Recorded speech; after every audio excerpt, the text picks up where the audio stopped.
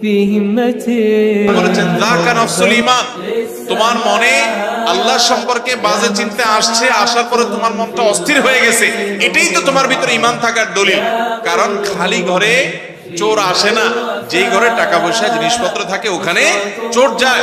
তোমার মনের ভিতরে শয়তান এসে তোমার ভিতরে যেহেতু ঈমান আছে এই জন্য বাজে চিন্তা ঢুকাচ্ছে, তোমার ঈমান নষ্ট করার চেষ্টা করছে।